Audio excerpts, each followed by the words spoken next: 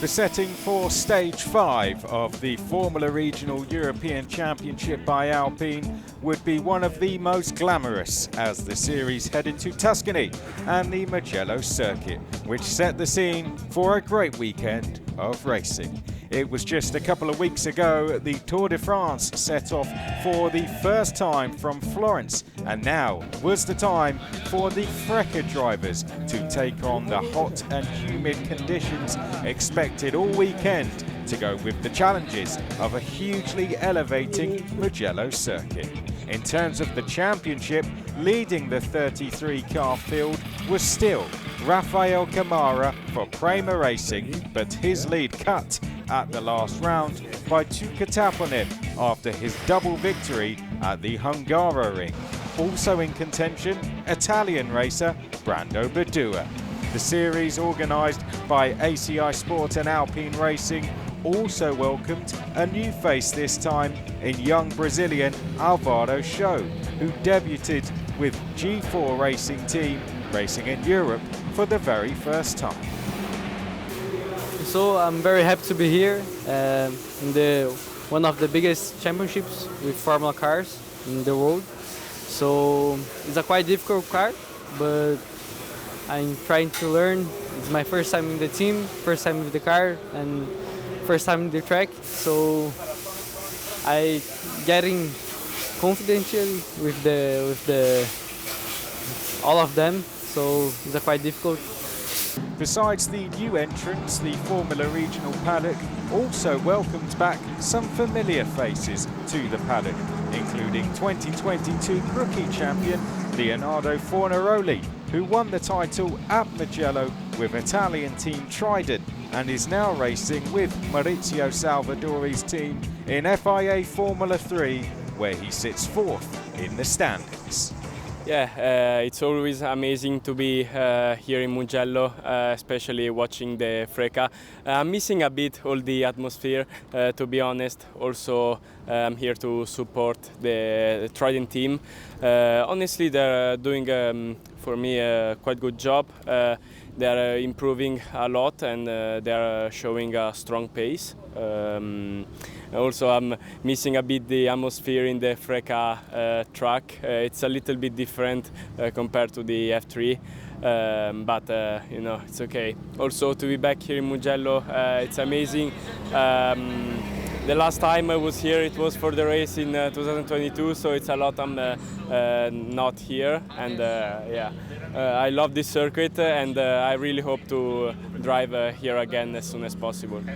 Action on the track didn't take long to start with Thursday's pre-event collective test, where Pedro Clero and Tuca Taponen, the absolute dominator of the previous round at the Hungaroring, where he scored 2 pole positions and 2 victories, excelled. Rewinding to the Hungarian round, Giovanni Maschio won the 4th Resilience Award of the year.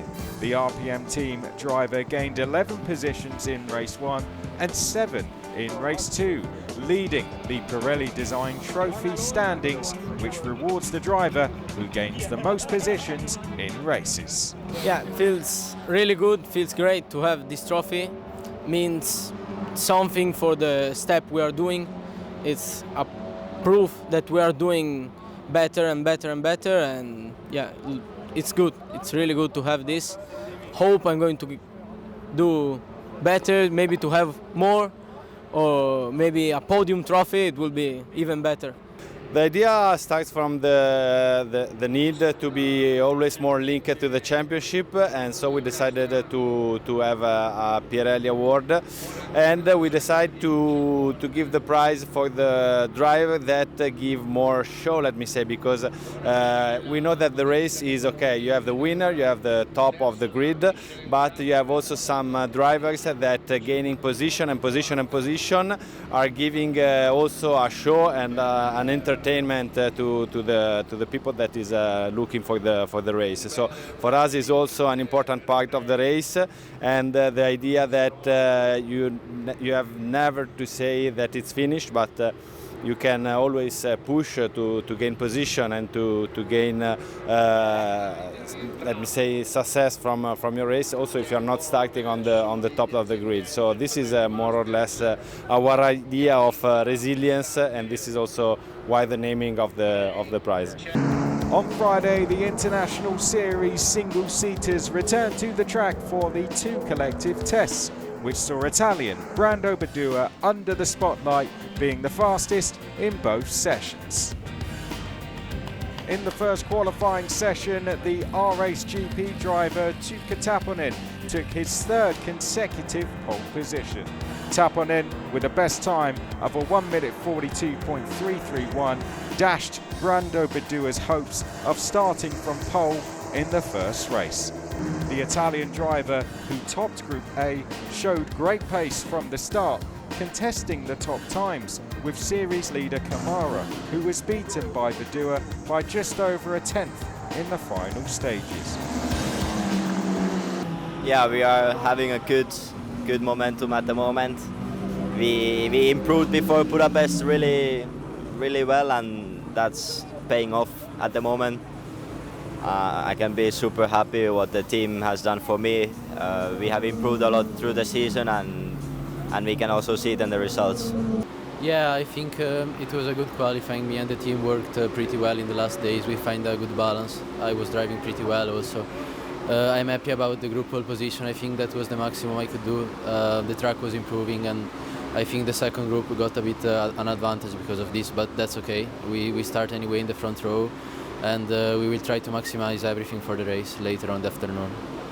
Okay. Here we go then. We'll wait for that green flag at the back, and then we will get ready to go racing for 30 minutes plus the additional lap at the end.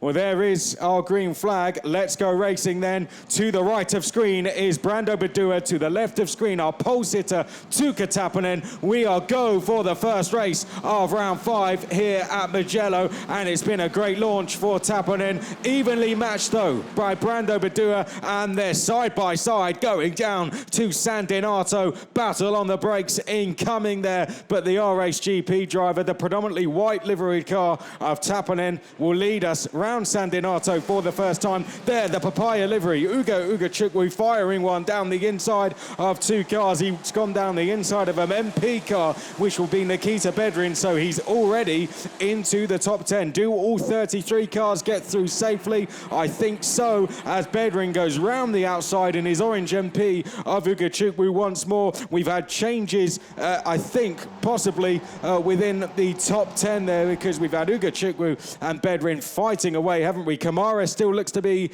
in 4th place. The Van Amersfoorts all within the top 10. Whoa! Wharton running wide there. 2 teammates going side by side in Ugo Chukwu and Wharton running straight on, coming into Arabiata 1 as they head over the crest and in towards turn 10. Well, that's going to push Wharton out of the top 10, having made a cracking start to the race. In towards San Donato for the second time, like there. We've got someone going down the inside. I think that was one of the ARTs. It might have been Giusti. On Enzo Peugeot, I think that it was the number 10 of Sandro Giusti. Side by side, that was one of the other ARTs making a move, wasn't it? In the background, Evan Gilter, that was making a move on Nikhil Bora, possibly going up a place. In fact, he's behind Bora now, so it possibly was on Maschio.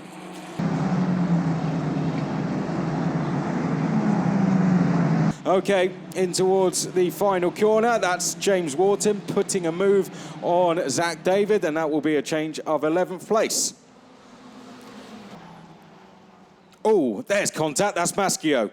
And that's suspension damage, and he's gone straight off at San Donato, and that's him out of the race.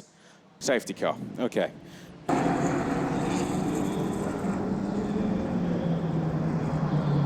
And there he goes. It's a popular tactic, and it's worked for Taponen, and Badua has been left stood still.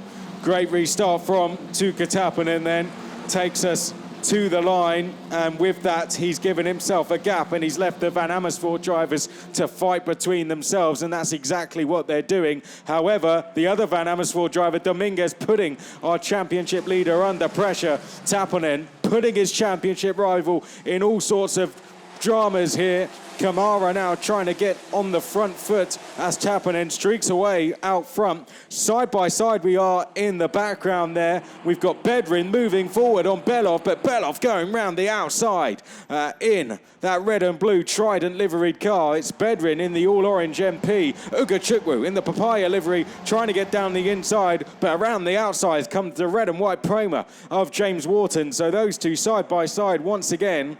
Wharton on a charge.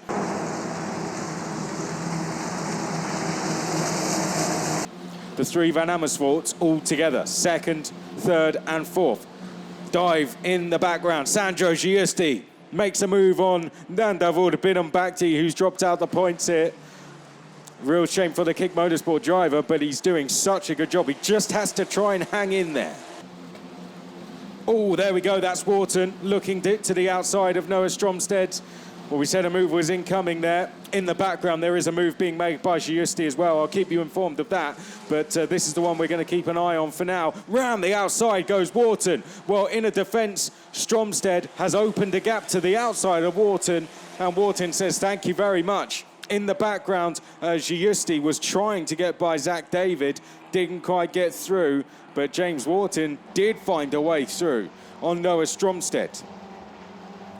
Let's have a look at what happened in the background then. That's Marta Garcia, who has had some contact there, spun round at turn one. Oh no, that's Lena Bula is off. Right, let's go to this battle for third place. Clero clearly has had a bit of a difficult exit from the final corner because Dominguez is going to use that push to pass and go straight past his teammate and on to the final step of the podium. So change between the two Van Amersfoort Racing teammates there. Dominguez flying past. What lays ahead for Tuukka Taponen this season, we will find out. But for now, what we can say is Tuukka Taponen will come across the line to take a hat-trick of wins in the 2024 season as he wins race 1 of round 5 here at Mugello. Yeah, it's been an amazing few weekends. We continue the good momentum from Budapest and everything is looking good so far. I think as I said already in Budapest, we improved a lot for that weekend and we keep this momentum up, as I also said in Budapest. So it's good to see that the speed is also good here and we did the perfect strategy with the setup and also tire management was really good. Yeah, for me it's been a really positive race. I mean, the pace was really good, tire management was also good. I think I ended up with the fastest lap.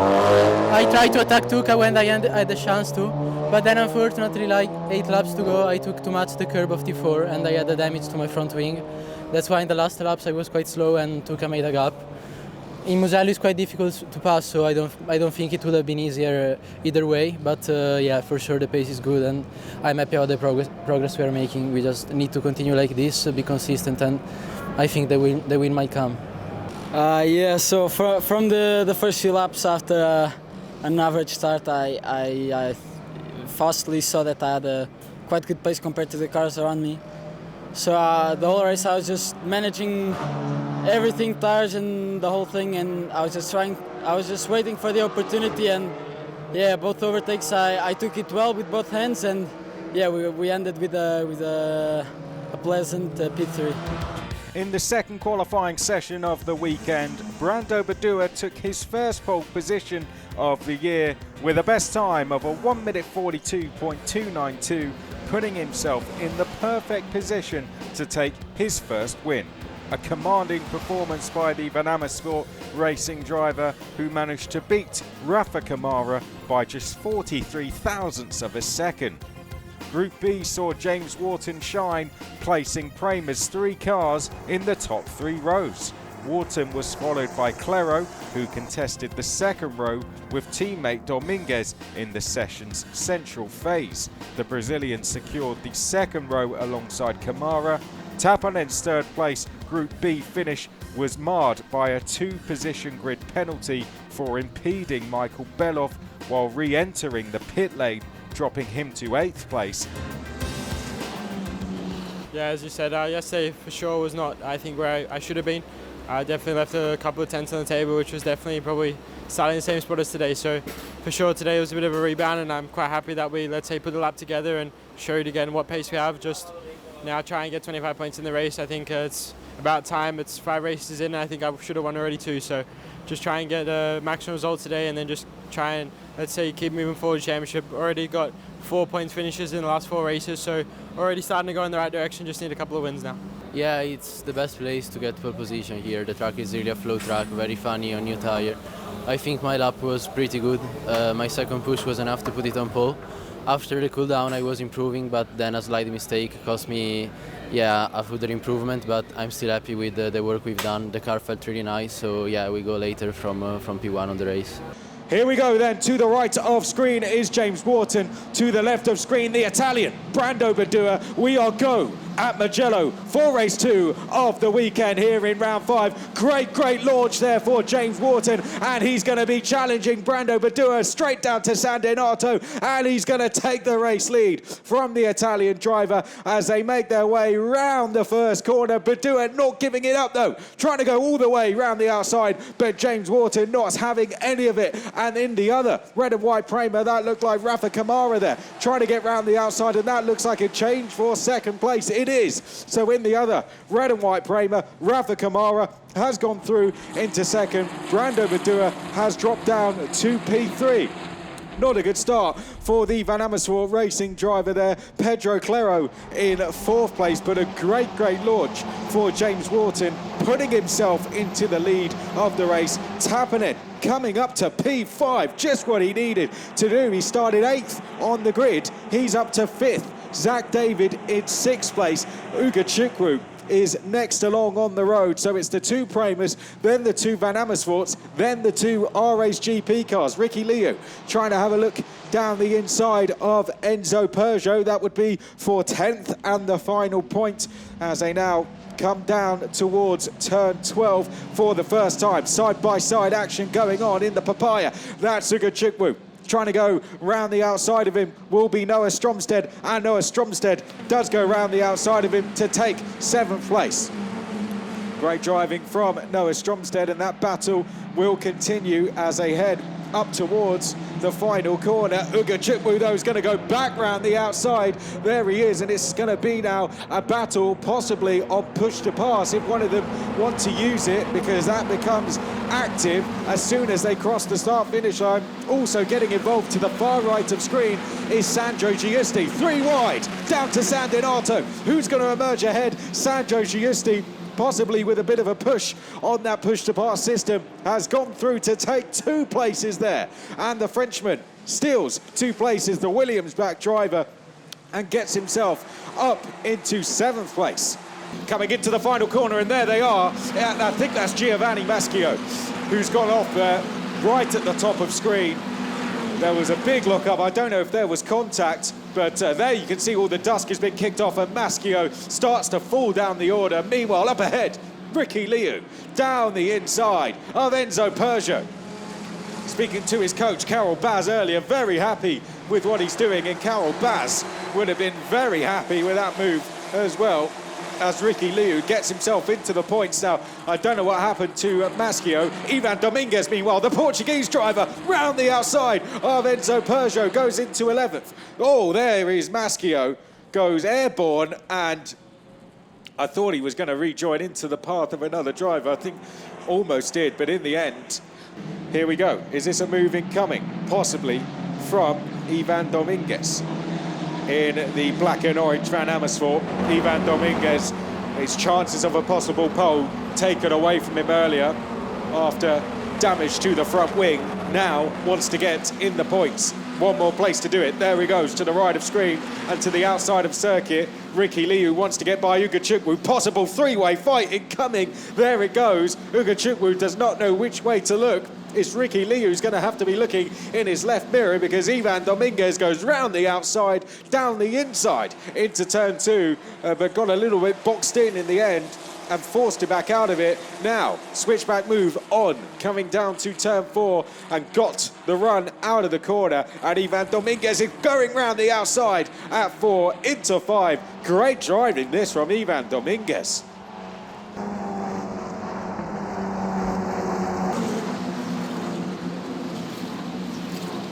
That's the 66 Trident of Ricky Liu, who goes down the inside of Ugo Chikru, and that will be him into the points, into 10th place. Another lap, here we go. So here's Quang Dat Sawyer, who's come into pit lane, the Vietnamese driver. Here we go then, Tuukka Tappinen going round the outside there in the RSGP, the predominantly white liveried car, round the outside of Claro, so something's gone on during that replay. Nose to tail are the two championship leaders, and Tappinen goes through to the right of screen. He goes, and down the outside will go Tuukka Tappinen, the two title rivals, wheel to wheel, and Tappinen is showed to the outside of the circuit. Did well in the end to keep control of the car. Now Claro going round the outside of Tappinen to retake 4th position.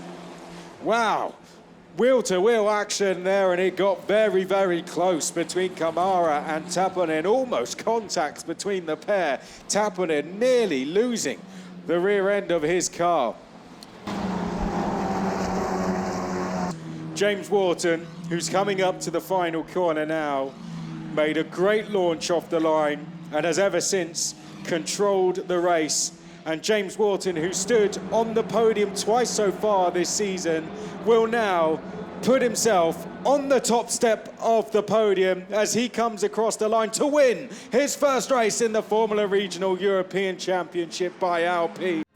Rafa Kamara, who took the 3rd step of the podium, was penalised post-race with 2 positions following contact with his championship rival Tuukka Tappinen while they were battling for 3rd place through the first corner in the final stages of the race. This manoeuvre relegated the Brazilian to 5th position, narrowing the gap between the two drivers to just 29 points at the halfway stage of the season. Pedro Claro took advantage of this opening to secure 3rd place and his first overall podium to go with his 2nd rookie win of the season. Tappinen finished 4th, wrapping up an almost perfect weekend. Well, I thought I could not get him on the start, so that was +1 going to T1 to be able to go in front of him, and then from there on was just controlling the race. Controlling my tyres in this heat was difficult, but I did a really good job, and I had a lot of tyres at the end, so I feel like I did a really good job with that. But I just can't thank the team enough. I've made some mistakes this year, but I feel I bounced back now. I'm happy about the performance itself and the race. I mean, it's a championship, so it's important to be consistent. But yeah, it's the 5th time in a row I finished 2nd, so yeah, it doesn't taste good anymore. And I'm just looking forward to continue to push and get the win we deserve. I think if we keep this up, we can get it. I don't think it was too bad, to be honest. I think we've been in a series of up and downs, and I think this is a good step, to get some momentum. It's a double P4 for us. Yesterday I lost the podium with 2 laps to go, and that still hurts a bit. And today, I was fighting with Rafa and Tuukka. I think it was a decent race. Our pace was definitely good. Rafa struggled a bit in the end, and I maybe thought I could get him, but yeah, definitely not bad. I think, it's points again, double P4 after a round in Budapest, that was, it could have been really good. Pace has always been there. We just struggled to put some laps together, but I think this was a good reset. Quali with double P2, today half a tenth from pole, and you see James won the race. So yeah, it's been a decent weekend, but still missing that little bit for the podium. But I'll work for it. Let's see what we can do in Paul Ricard in next week. With the conclusion of Mugello, we now reach the halfway point of the season and are rapidly approaching the summer break with just one more round to go before a well-earned rest for the paddock. The weekend provided plenty of spectacle and excitement for the series fans present at the track. Now all eyes turn to round 6 at Paul Ricard on the 20th and 21st of July. We will see you there.